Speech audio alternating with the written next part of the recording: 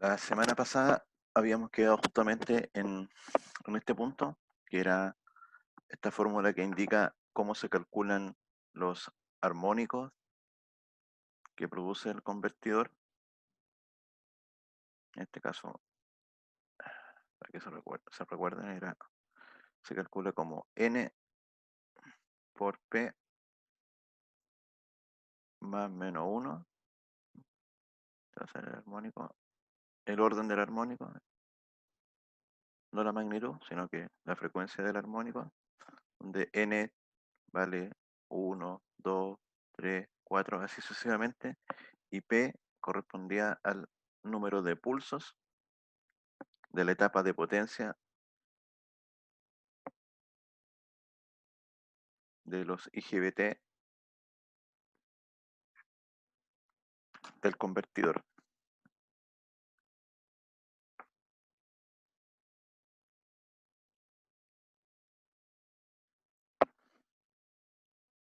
Entonces, básicamente para que nos sirve esto, justamente para determinar las armónicas que van a generar los convertidores y entender que mientras mayor es la cantidad de pulsos que tienen, sus armónicas también van a ser siempre múltiplos de los pulsos. Entonces podemos filtrar armónicas hacia abajo, aumentando los pulsos, el número de pulsos que tiene cada uno de los convertidores.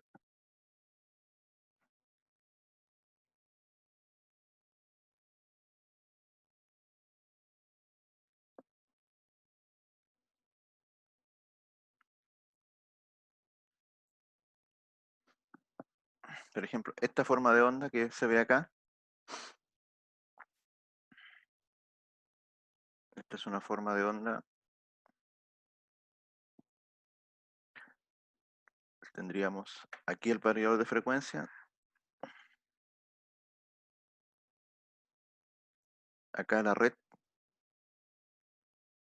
y esta sería la forma de onda de la corriente que está entrando en la red. La corriente hacia el variador de frecuencia, vimos que tenía, esta sería la corriente al motor. Entonces, se fijan, esto es bastante poco sinusoidal. Si uno quisiera ver aquí una sinusoide, tendría que ser bien creativo, no sé, para poder buscar a dónde está aquí la componente sinusoidal.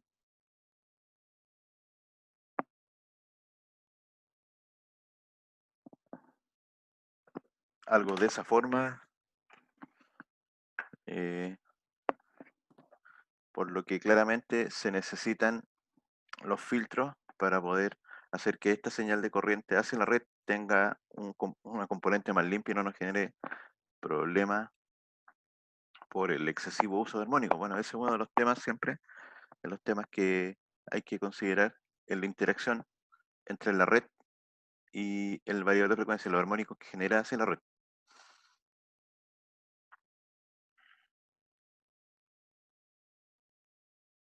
Entonces, ¿qué se puede instalar acá? Se puede instalar un filtro, por ejemplo, para mejorar justamente lo que decía, que esto sería la forma de onda de la tensión de entrada de la red y la tensión de entrada del convertidor. Entonces, si uno quiere tener un filtro, aquí se aprecia mejor, entre la red, el variador y el motor, se puede poner en esta etapa. Aquí tenemos fusibles de protección, más un filtro. El filtro básicamente es una reactancia, una bobina especial diseñada para esos propósitos,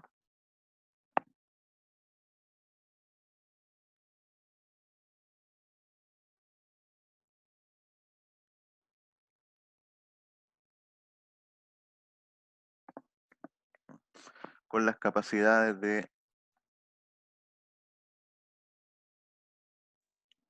sintonizarse a las frecuencias de interés para ir eliminando los armónicos. Entonces, estas se venden comercialmente en función de qué cosa, en función de la potencia del motor. Entonces uno puede buscar para X kilowatt o HP el tipo de convertidor, el fabricante nos entrega el reactor adecuado, pero también se puede calcular. ¿Mm? Y una forma de calcularlo muy simple es que la inductancia que vamos a necesitar ahí va a ser igual a la caída de tensión en porcentaje. Supongamos nosotros queremos un 2% de tensión por el voltaje de la red. Vamos a suponer que son 380 volts.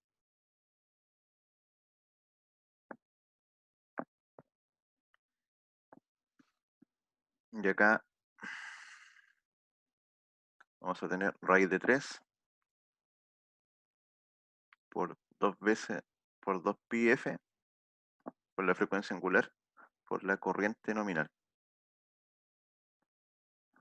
Entonces, este resultado nos va a dar en Henrys.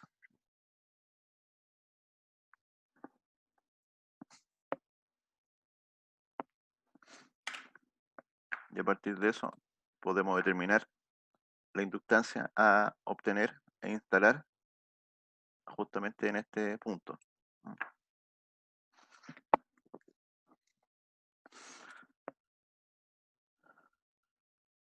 También se puede instalar un inductor en el lado del DC-Link. ¿Se acuerdan del DC-Link? Está la etapa de corriente continua.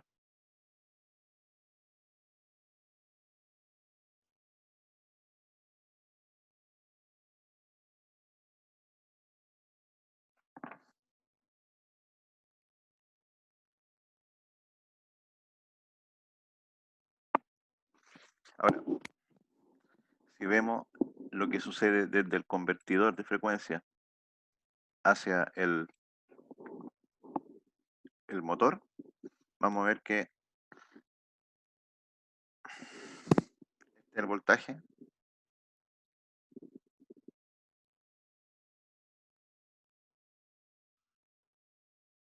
y esta es la corriente que llegan al motor, por lo que esto va a generar armónica en el motor, genera ahí perturbaciones, por lo tanto va a aumentar su eficiencia, va a disminuir o va a modificar su eficiencia y va a generar mayores pérdidas.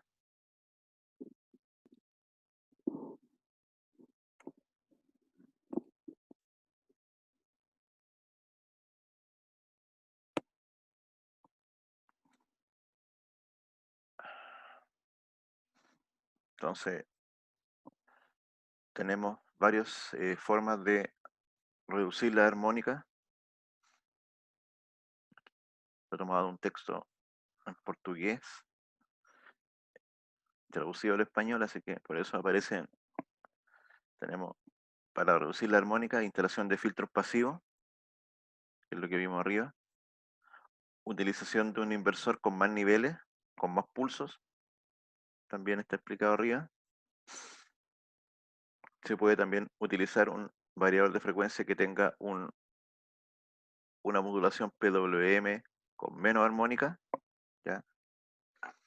Y aquí están los pros y los contras. Entonces, si instalamos filtro, hay que aumentan los costos de la instalación, hay caída de tensión y hay alguna restricción en los modos vectoriales para evitar resonancia.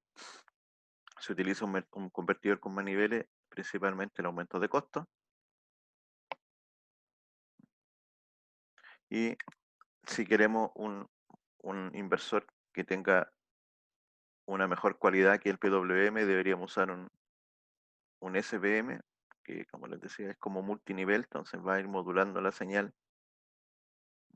mucho mejor forma que un, que un PWM, pero el costo también aumenta bastante.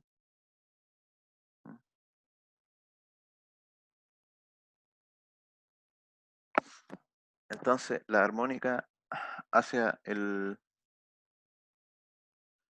motor están reguladas por una norma IEC, y esta norma básicamente nos va a ayudar a determinar las pérdidas del motor. Básicamente eso es lo que nos dice esta norma, que si usamos un motor con un variador de frecuencia tenemos que tener cuidado porque van a aumentar las pérdidas, por lo tanto si aumentan las pérdidas va a aumentar el calor, entonces hay que tener eso en consideración.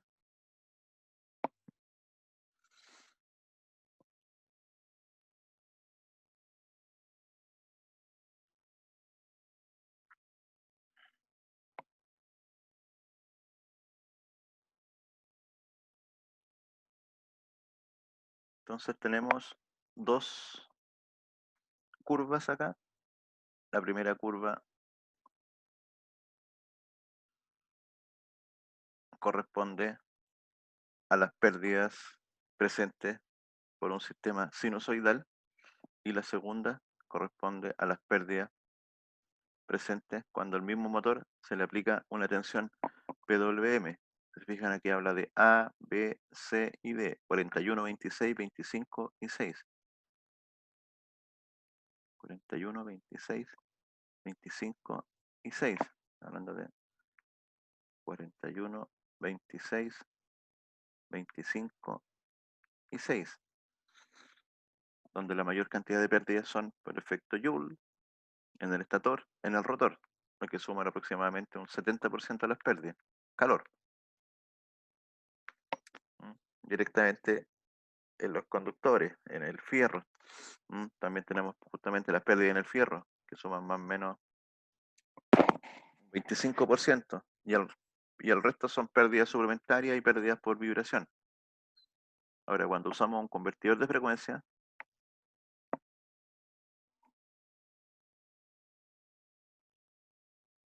aparecen otras pérdidas adicionales,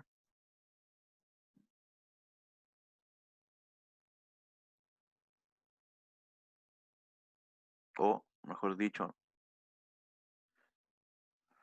aquí no se alcanza a ver muy bien. Vamos a aumentar el...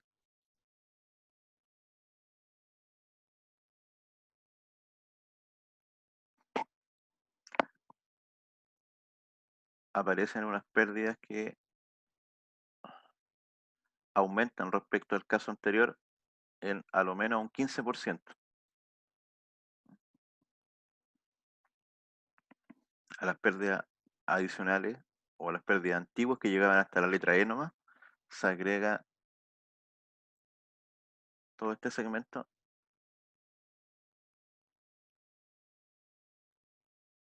que entra entre un 12 a un 15% de pérdidas adicionales.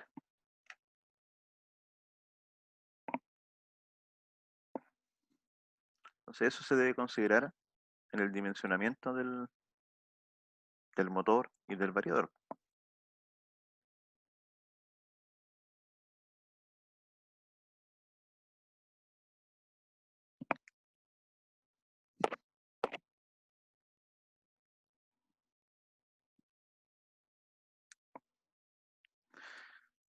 Entonces aquí va a mostrar, por ejemplo, en una curva para tener una idea de cómo un motor, por ejemplo, a 50 Hz, cómo se van a desempeñar sus pérdidas en la medida que aumenta la frecuencia. Ahora, para eso también, ya teniendo claro que se van a generar pérdidas,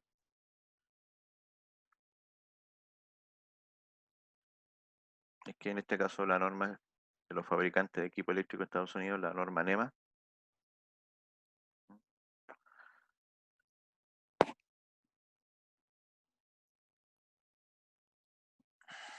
entonces dice, si vamos a usar un motor con Harmonic Voltage Factor que genera armónica, vamos a tener que aplicar un factor sobre el torque, disminuir la potencia del motor, básicamente. ¿Ya? Vamos a tener que bajar el torque. Y dice, si hay armónicas muy pequeñas, esto están por unidad, ¿cierto?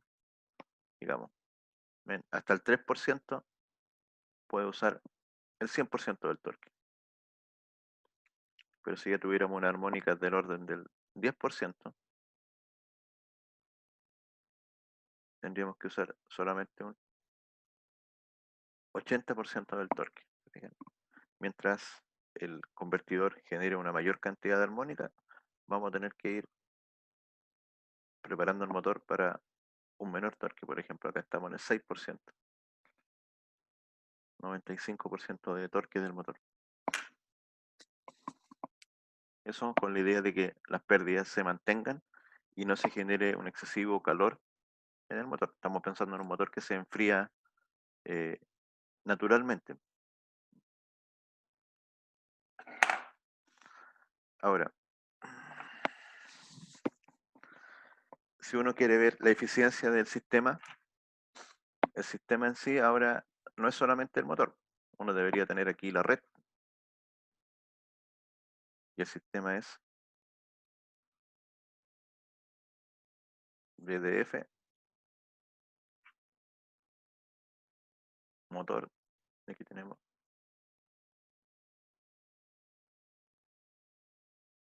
Entonces vamos a determinar la eficiencia como la potencia mecánica partido por la potencia eléctrica, o sea, la salida, que aquí van a ser los HP, o su equivalente en kilowatts en la salida, versus la entrada, que tenemos kilowatts, que también lo podemos llevar a HP. Ahí hay que tener consistencia en la unidad y no para el cálculo.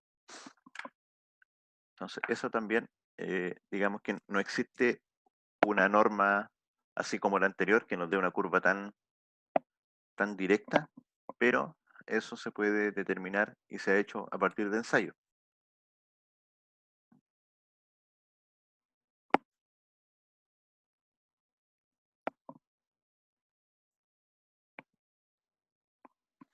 Entonces, ahí se puede ver que respecto de la eficiencia del motor, es un comportamiento relativamente lineal. A potencia nominal se da a frecuencia nominal. Claro, esto sería la torque constante.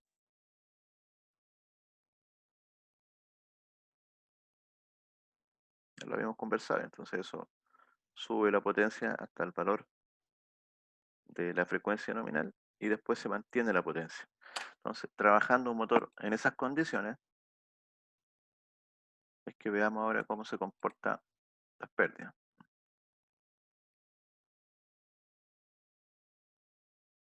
Entonces, el porcentaje justamente van a ser la potencia útil menos la potencia absorbida, donde, como habíamos dicho, lo podemos escribir como que es lo mismo que la potencia útil dividido por la potencia útil más la suma de todas las pérdidas. Pérdidas en el fierro, pérdidas por corriente en el cobre, ya vimos arriba que las pérdidas Joule son mayores que las pérdidas en el fierro.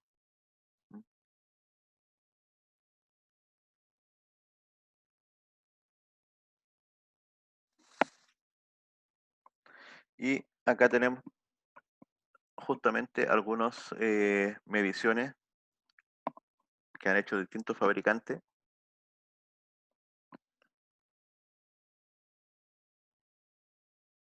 y lo estar indicando cómo se comportan los motores con el conjunto que está midiéndose de esta forma.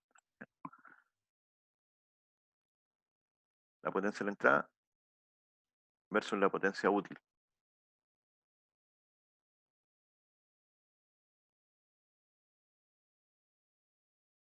o sea, el sistema completo. Entonces aquí se está hablando de la eficiencia del sistema,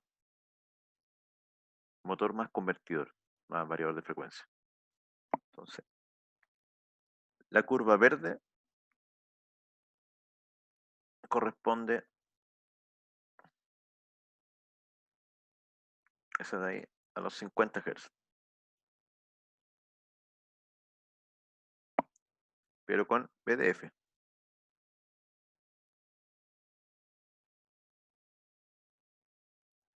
La curva negra corresponde a los 50 Hz, pero directamente desde la red. Esta sería sin VDF, a donde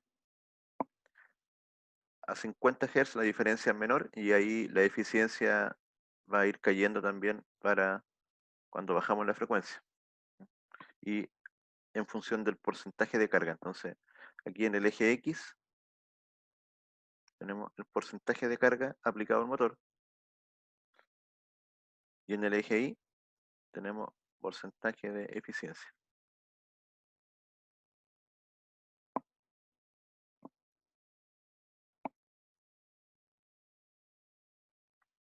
Y estas otras curvas, si ustedes van siguiendo cada una, la curva azul corresponde a 12,5 Hz, se bajó a un cuarto, un quinto la velocidad, en este caso es un motor de 50 Hz, así que se bajó a una cuarta parte de la velocidad, y ahí se puede apreciar como, por ejemplo, este motor a un 25% de carga, su eficiencia podríamos decir que está en un 77%. Con un 50% de carga, su eficiencia es un 82%. O sea, las pérdidas aquí son 23%, las pérdidas son 18%, ¿cierto? Que tiene que ser el 100% a un 75% de carga, estamos hablando, no sé, de un 84%, 16% de pérdida. Sería la potencia útil. Esta sería la sumatoria de las pérdidas.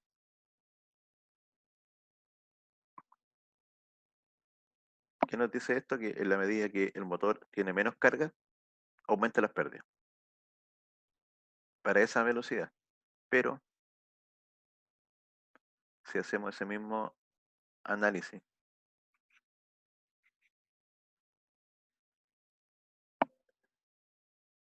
vamos a suponer que se encuentra ahora a media velocidad, 25 Hz, y vemos a 25% de carga, eficiencia 82%. Se da un comportamiento parecido, fíjense, es como la diferencia exactamente igual.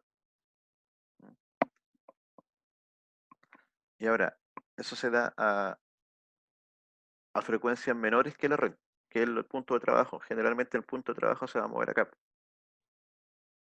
y en algunos casos algo hacia arriba de la red, pero no mucho más.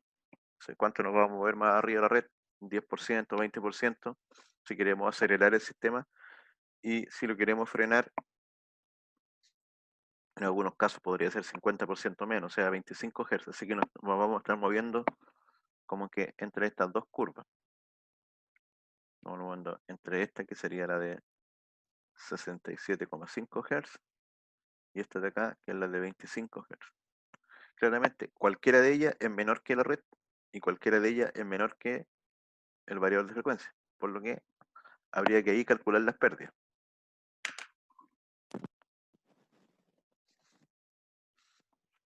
Si tenemos los datos del motor, podríamos calcular las pérdidas. Entonces yo podría decir, calcular las pérdidas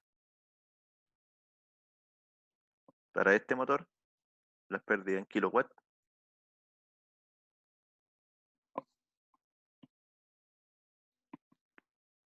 para, aquí vamos a poner carga,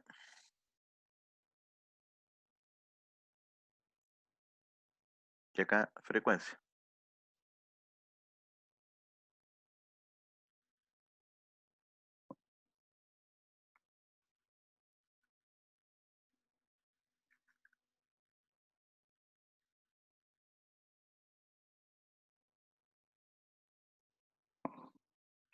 Y el resultado obtenido serían las pérdidas.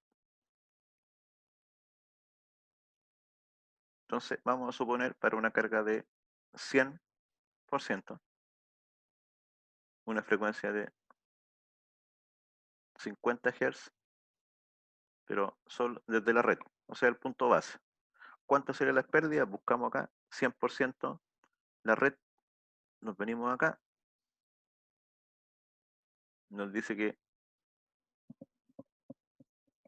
aproximadamente la eficiencia, vamos a decir que está en la mitad, en un 93%.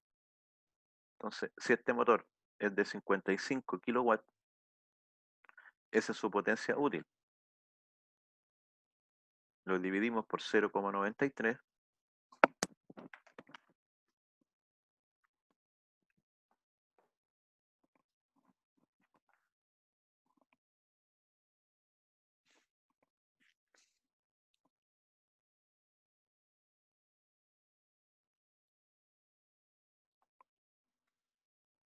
lo que nos da una potencia útil de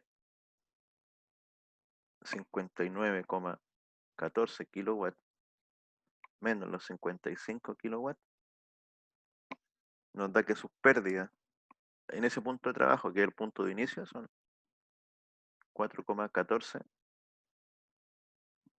kilowatts,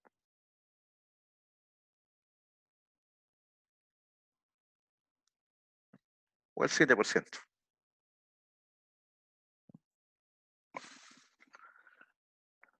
Entonces ahora veamos cuáles serían las mismas pérdidas, pero usando el variador de frecuencia, lo que corresponde ahí a la curva verde. Entonces, a la curva verde, ahora ya no sería un 93%, serían los mismos 55 kilowatts, pero podríamos decir que baja un 91%.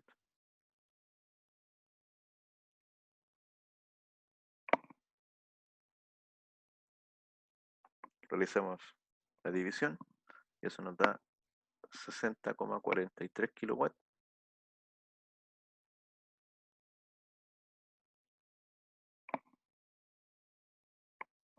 5,43 kilowatts serían las pérdidas ahora a 100% de carga, 50 Hz, pero desde el variador de frecuencia. Y ahora las pérdidas serían 5,43 kilowatts.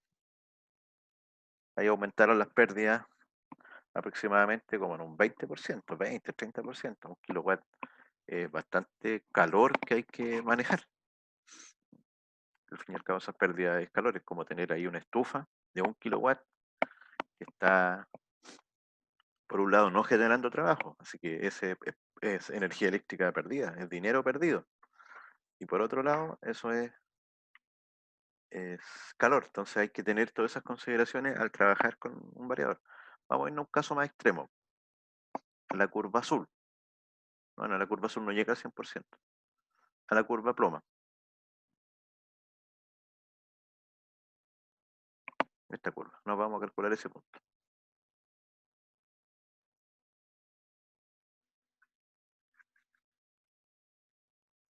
En ese punto tenemos, si vamos acá, aproximadamente vamos a decir que es un 87%.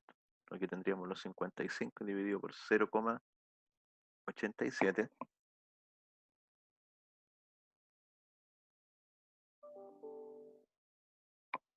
63,2 kilowatts. Los 63,2 menos los 55 nos da que la pérdida en ese caso serían 8,2 kilowatts. Entonces estamos a un 100% de carga ahora. Pero a 25 Hz desde el variador de frecuencia, nuestras pérdidas están aumentando a 8,21 kilowatts. Todos estos son para obviamente ese motor que es el de 55 kilowatts, 6 polos y está diseñado para trabajar a 50 Hz. Entonces ahí podemos ver que las pérdidas respecto de, la, de las pérdidas nominales subieron un 100% en este caso prácticamente, de 8,1 o sea, de 4,1 a 8,2. Entonces esto hay que tenerlo en consideración para utilizar un motor que pueda trabajar en estos contextos y que no se queme. Entonces, o se usa un motor de mayor potencia, de tal forma de que pueda entregar y manejar las pérdidas, o se agrega un sistema de ventilación adicional para que el motor también no se queme con este calor excesivo. Se tendría que buscar lo más barato, profe, ¿no? Claro, va a haber un aumento de las pérdidas, pero ese aumento de las pérdidas en el motor se va a compensar por el aumento de eficiencia en la producción. Si nosotros utilizamos acá un sistema, por ejemplo, para lo que es una bomba centrífuga o una bomba de impulsión de líquido, vamos a tener una ganancia en la optimización de la bomba, que esa ganancia absorbe esta pérdida de potencia del motor. Entonces, igual hay un cálculo final que es positivo. Entonces, hay un ahorro ahí. Pero básicamente, si el motor tiene que trabajar variando la velocidad, hay que saberlo. porque va a producirse este aumento de calor. Básicamente esto va a hacer que el motor va a tener un aumento de calor cuando nosotros cambiemos la frecuencia. Entonces tenemos que considerar cómo manejar eso para que el motor no se nos queme. Acá hay otro motor más chiquitito de 11 kilowatts y se hace el mismo esquema. Fíjense aquí, estos son ensayos prácticos, ¿ya? No está normado este tema porque depende de la fabricación del motor, la calidad de cobre que se utilizó, la calidad del fierro, etcétera. Entonces es un tema que queda mucho más abierto. Y acá se podría hacer el mismo ejercicio, el mismo desarrollo, ¿ya? Calcular la eficiencia para un punto de trabajo, por ejemplo. Los motores generalmente siempre trabajan en este rango.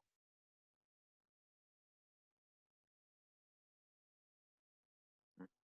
75%, 100%, aunque eso depende de la carga. Si la carga es constante, generalmente trabajamos a la potencia máxima del motor. Vamos a trabajar. Pero si el motor, por ejemplo, trabajase con carga variable, fuera un motor de un ascensor, en que la carga fija va a ser la masa del ascensor, pero la carga variable va a ser cuántas personas estén arriba del ascensor. Podría haber una persona, como podrían haber 15 personas, suponiendo que es el máximo. Entonces ahí el porcentaje de carga se va a mover aquí entre el 10% y el 100%. ¿Se fijan? Entonces eso hace que la eficiencia del sistema vaya cambiando para cada vez que se utilice. Eso también pasa en un proceso real, pues si se aplica más o menos carga sobre el motor, va a estar cambiando sus condiciones.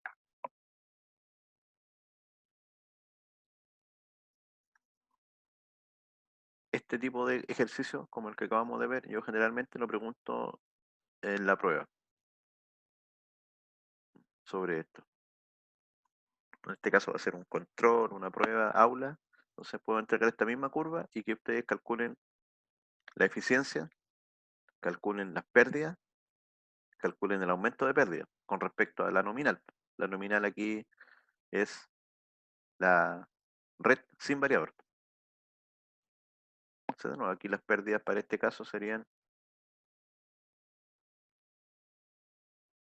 ese punto de trabajo.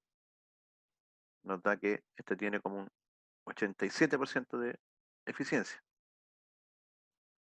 por lo que los 11 kilowatts los dividiríamos por 0,87, 12,64, por lo que las pérdidas serían la diferencia, 1,64 kilowatts. Esas serían las pérdidas nominales.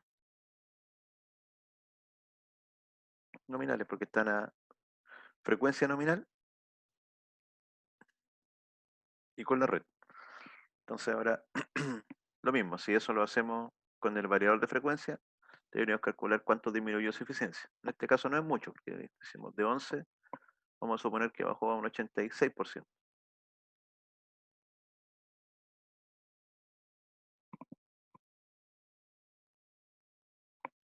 Doce coma ocho.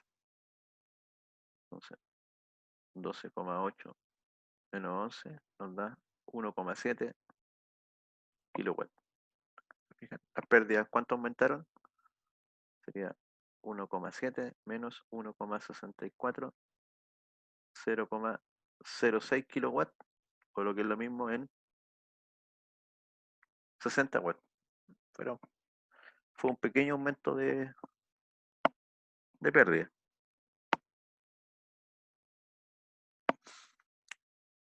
Si usamos el mismo motor, pero ahora en 25 Hz al 100% de carga, 78%. 11,078,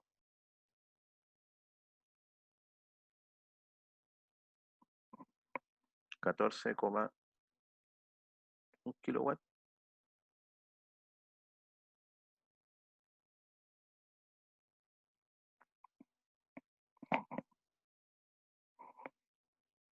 Nos va a dar 3,1 kilowatts de pérdida. Y aquí sí que las pérdidas aumentaron bastante, porque serían 3,1 menos las nominales 1,64,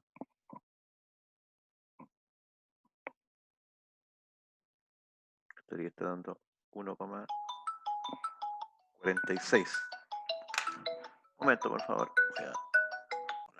Entonces, se fijan, de esa forma nosotros podríamos calcular simplemente a partir de esto los datos necesarios para determinar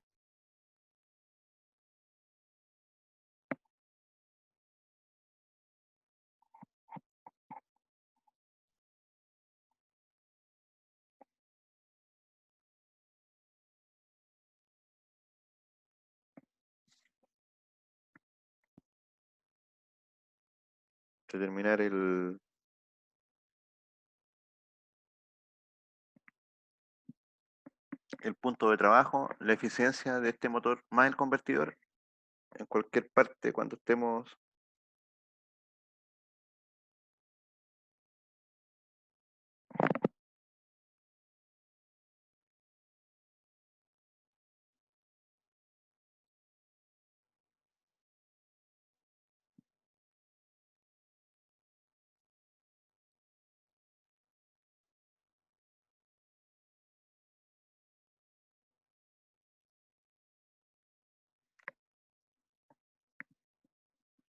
trabajando con este equipamiento. ¿Mm? ¿Consultas?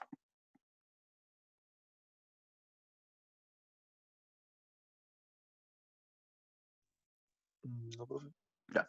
Esto es simple, ¿cierto? Es tomar los datos del gráfico, interpolar y calcular. Así que, ¿mm? Entonces, acá está la explicación completa de lo que sucede. Y esta curva también es muy interesante. Esta curva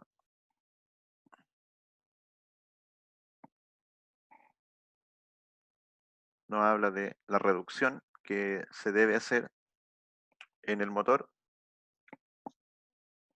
y agrega otra variable, el tipo de motor. Entonces, acá está hablando de... Ahí se me perdió el mouse. Ya. Acá tenemos torque. Y acá tenemos MPU, frecuencia actual, dividido por la frecuencia nominal. Entonces, supongamos que son 50 Hz dividido en 50, eso nos da 1. 1, estaríamos justo aquí,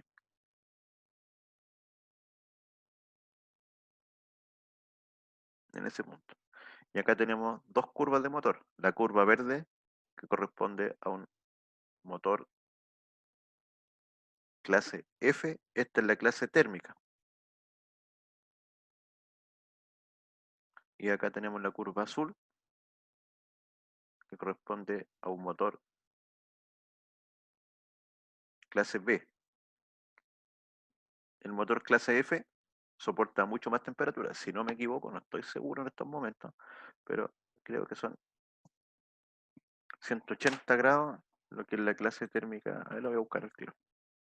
Clase F, térmica en motores, para que lo apunte.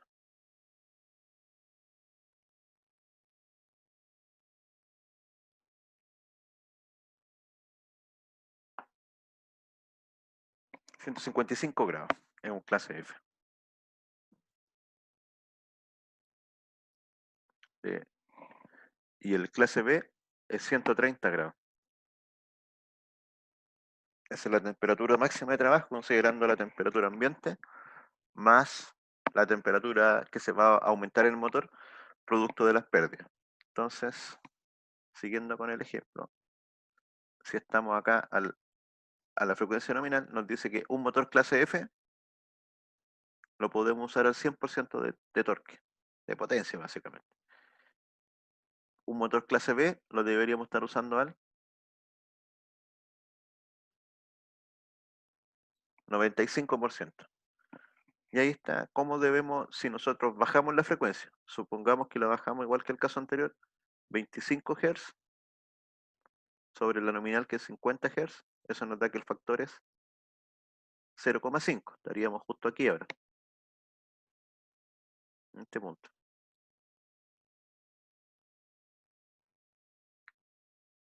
Y si analizamos nuevamente las nuevas eficiencias para este punto, para el primer motor clase F, estamos viendo que la eficiencia en ese punto, acá, para el clase F, es aproximadamente un 95%. Y para la clase B, un 85%. Entonces, otra forma, como se decía, de evitar eh, o de permitir que el motor trabaje, pero no se queme, no se caliente, es justamente mejorando el motor. Entonces, o se usa un motor de mayor potencia para que pueda manejar esas pérdidas, o se usa un motor con una clase térmica superior, que se puede comprar el mismo motor de los mismos kilowatts, pero se compra con una clase térmica superior. Eso implica que el diseñador, el fabricante del motor, contempló un ventilador de mayor potencia, puede tener una carcasa de aluminio de mejor calidad, y de esa forma se puede ir regulando esto, ajustando para que el sistema funcione adecuadamente. De nuevo, los cálculos aquí son simples, como esto está, hay que calcular eso de esa forma, después interpolar, y con eso podemos saber al tiro la disminución de torque a la cual se vio involucrado este motor.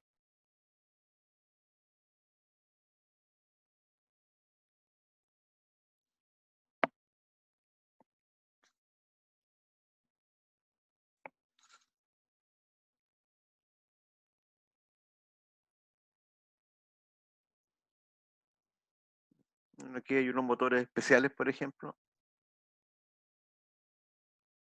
que tienen una curva más lineal. Entonces, dice que las pérdidas en el hierro varían sensiblemente con la frecuencia de operación, aumentan al cuadrado con la frecuencia de hecho. Las pérdidas...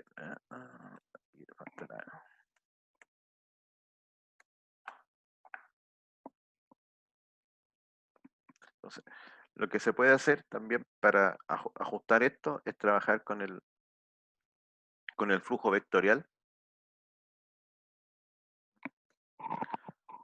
o trabajar, como se decía, con el control B sobre F óptimo. Tenemos son dos opciones. Entonces, si trabajamos con el B sobre F óptimo, se puede minimizar las pérdidas totales, ¿ya? Y algunos fabricantes indican que se puede trabajar y se pueden aumentar el flujo magnético. De esa forma se mantiene el torque constante y se disminuyen también ahí las pérdidas por efecto Joule.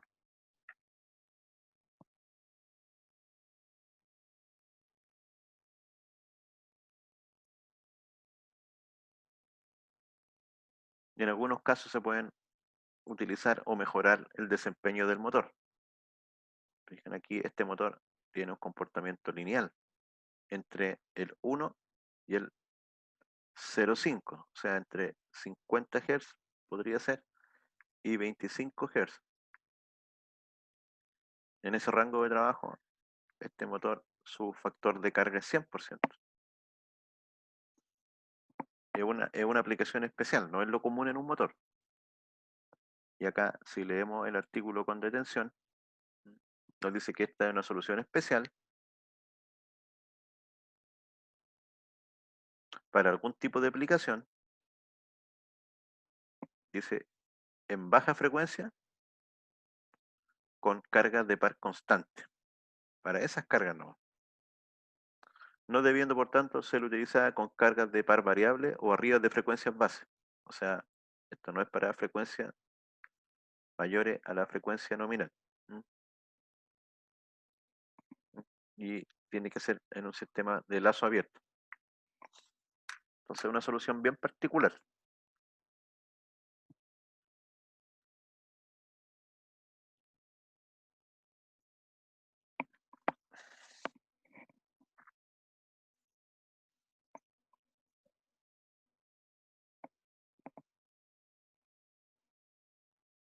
Ahora, los variadores de frecuencia también tienen un ajuste. Bueno, todo esto que estamos viendo acá, eh, es ajustable los variadores de frecuencia como parámetro. Y los variadores de frecuencia generalmente tienen un par de arranque, porque vamos a tener el torque nominal, pero ya tenemos claro que para poder llegar ahí vamos a tener que partir con un torque más alto. Entonces, la norma NEMA, por ejemplo, de fabricantes de Estados Unidos, que está aplicado en casi todos los fabricantes del mundo, habla de que el torque de arranque va a ser igual a un 140% respecto del torque nominal. ¿Para qué? Para asegurarnos de que en un inicio el motor tenga suficiente arrastre para poder mover la carga.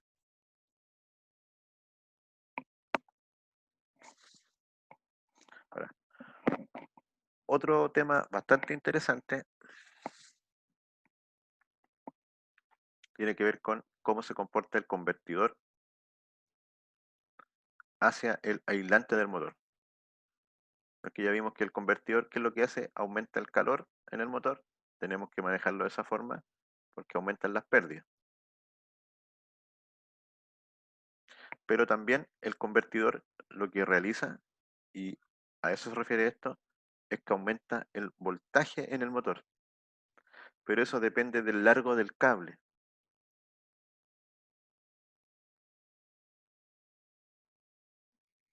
Se produce un fenómeno, eso es sobre todo para cuando se usa los variadores de frecuencia típicos, que son los PWM.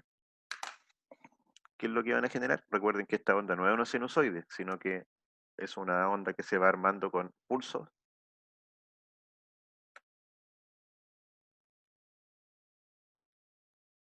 de voltaje, y esos pulsos de voltaje van haciendo que la corriente aquí que llega al motor vaya siendo sinusoidal con algún ruido ahí de conmutación.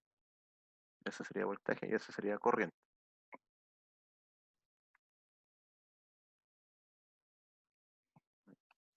Entonces, ese voltaje aplicado va a producir que en una bobina, si nosotros aplicamos un pulso,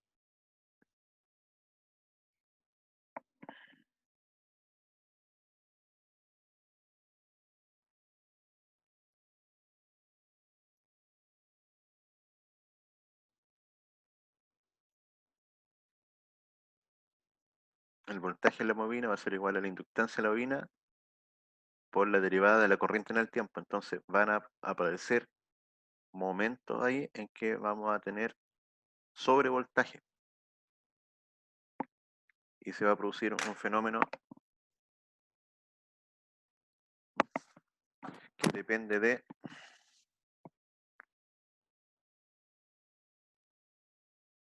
los pulsos de voltaje, depende del largo del cable, del tiempo entre pulsos y de la frecuencia de conmutación. Del tiempo del pulso significa este pulso de voltaje podría ser así también, podría ser así. No sé, ¿cuánto tiempo se demora en subir? Ese es el range time. Entonces, no es instantáneo, no es algo que suceda así, como en el dibujo. ¿Ah? Aquí el tiempo sería cero, es instantáneo. En la práctica no, en la práctica eso tiene un tiempo. ¿Mm? Y ese tiempo de subida se denomina rise time o tiempo de subida. Ahora ese tiempo es pequeño, ¿mm? Porque los conmutadores IGBT trabajan a alta frecuencia, pero hay un retardo de tiempo. Entonces, ¿qué es lo que sucede cuando ese pulso entra a la bobina? Va a producir una oscilación en la bobina. Aquí se aprecia.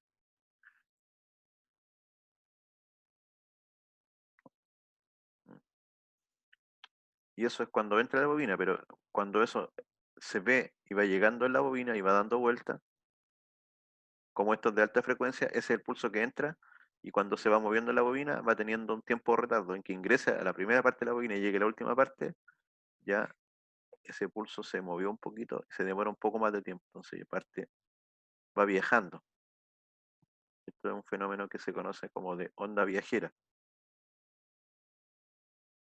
que se da a tiempos breves, digamos, microsegundos o frecuencias altas, que es lo mismo,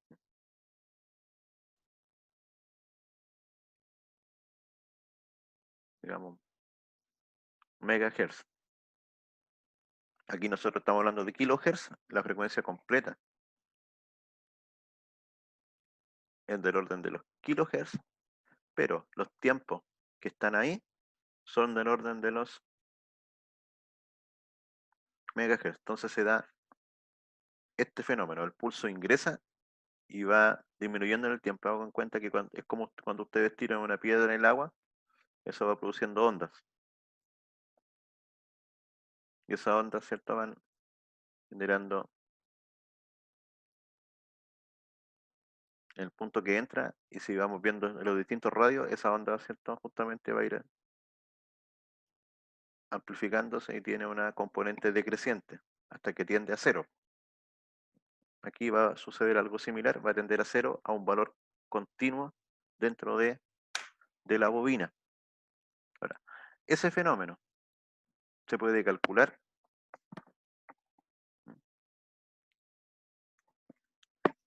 No voy a detenerme tan al detalle en este punto, pero se puede calcular si se conoce el dB de T del convertidor.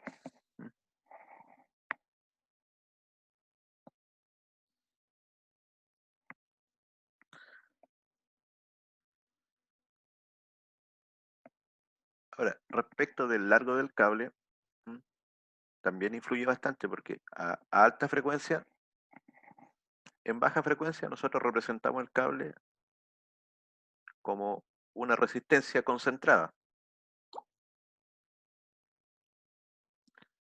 ¿Qué significa eso? Que decimos que el cable tiene, supongamos, ohm por metro, ohm por kilómetro, y por lo tanto multiplicamos el largo por este valor, ohm por metro, y decimos que la resistencia de un cable cualquiera van a ser 20 ohms. Y eso significa que lo modelamos simplemente como una resistencia de 20 ohms, calculamos la corriente que va a pasar por el cable, decimos voltaje de entrada, voltaje de salida, y aquí tenemos la caída de voltaje. Eso es a frecuencias bajas. Pero en este caso, como estamos trabajando con esta señal, que ya no es una sinusoide, sino que es una PWM del orden de, no sé, 4,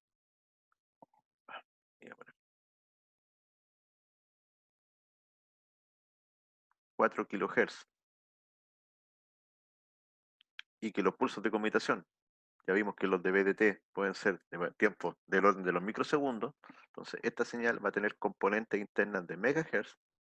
Es que el cable ya se comporta no solamente como una resistencia, sino que el cable se comporta como una inductancia y un condensador, que no están en un puro punto, sino que se van distribuyendo. Este sería el L completo del cable, y este sería, por ejemplo, L partido por 10, o 0,1 L si quieren, mejor que quede más claro. Entonces tendríamos 0,1, 0,3, 0,7, hasta que lleguemos al 1,0 largo. Entonces, ¿qué va a pasar aquí? Cuando viene este pulso de voltaje y sale, la bobina recibe ese pulso, la bobina se carga con un campo magnético,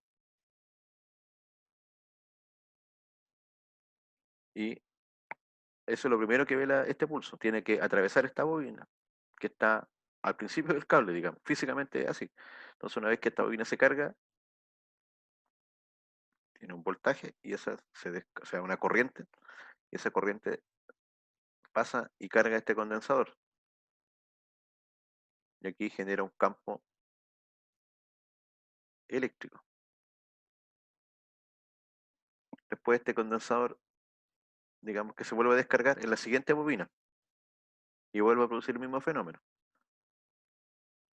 Y este va cargando el condensador. Y de esa forma la señal va viajando. Entonces se conoce este fenómeno como el estudio de la onda viajera. Este es un modelo simplemente. Un modelo para representar eso que les decía, que al final la señal entra y va a ir en cada una de estos cambios, va a haber cierta caída de tensión, por un lado resistivo, pero acá, dependiendo de las capacidades y de la inductancia, se produce el efecto contrario. Aumenta el voltaje. En la medida que vamos aumentando, entra el pulso, y vamos a tener un aumento de la tensión. Y ese aumento va a depender justamente del largo del cable.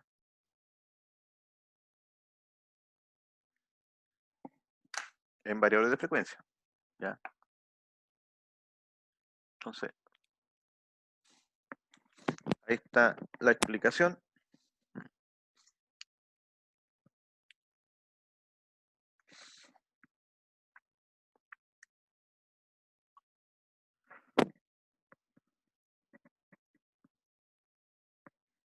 Este experimento nosotros lo hacemos en el laboratorio, pero aquí tenemos las formas de onda directamente, entonces podemos medir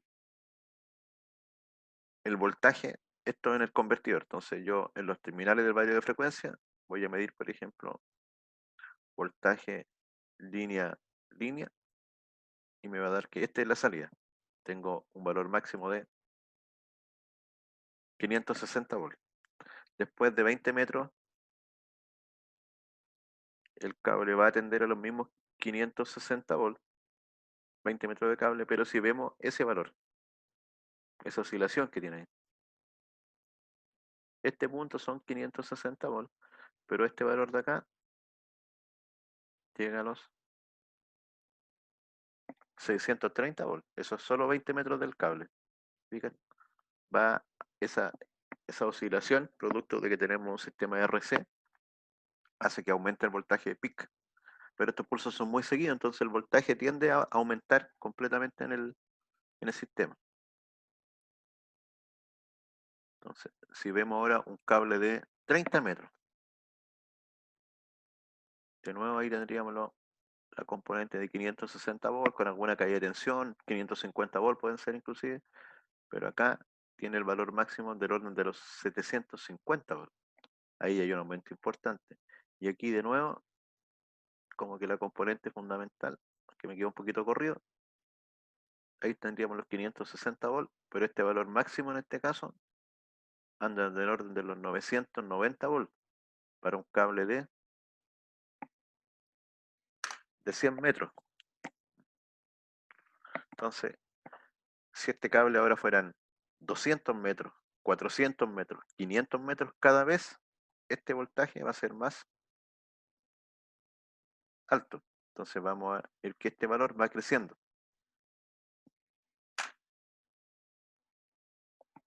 Entonces, por ejemplo, acá ese fenómeno se debe manejar y para utilizar o disminuir ese fenómeno es que se deben utilizar algunas soluciones. Entonces, esto está recogido desde el fabricante de motores y variedad de frecuencias BEC de, de Brasil, motores de muy buena calidad.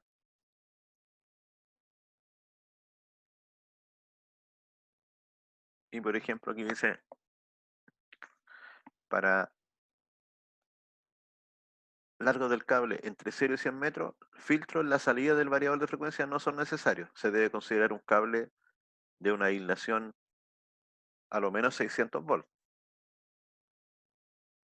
Si esos son voltaje RMS, entonces el voltaje peak o 750 volts, el cable, para que cuando consideremos los voltajes peak no tengamos problemas. Si el largo del cable tiene entre 100 y 300 metros, hay que calcular una reactancia de salida y se debe calcular con un 2% de caída mínima de tensión. O sea, ahí van a haber pérdidas involucradas.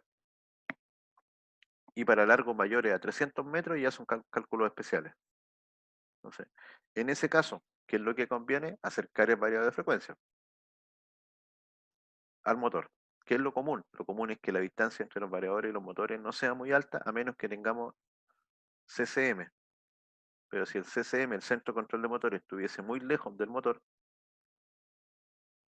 vamos a tener que hacer una solución CCM, un CCM auxiliar, y de ahí conectar al motor, evitando que esta distancia, ojalá, sea menor a 100 metros, para no dañar al motor por los sobrevoltajes que vamos a estar aplicando.